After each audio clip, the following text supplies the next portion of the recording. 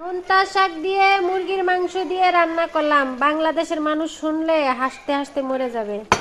বাংলাদেশিরা তোমরা না খাইতে জানলে কি হবে, বিদেশিরা ঠিকই খাইতে পারে। ভাবছো বিদেশিরা অনেক বড় লোক? হ্যাঁ, দেখো শাক দিয়ে মুরগির মাংস দিয়ে খায় ওরা, ঠিক আছে?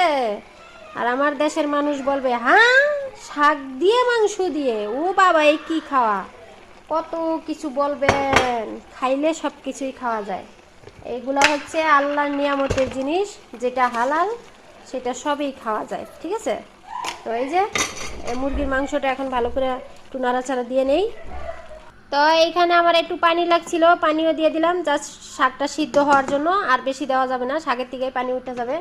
আর একটি কথা, এগুলা রান্নার পরে হচ্ছে আমি এইখানে এই যে মরিচগুলো দিয়ে দিব, এই ধনিয়া পাতাগুলো দিয়ে দিব। তো আমার লং ভিডিওটা পেয়ে যাবেন আমার ইউটিউব চ্যানেলে। বুদ্ধি থাকলে চোরের বেগার খাটা লাগে না, ঠিক আছে? এখন আমি একটু মাংস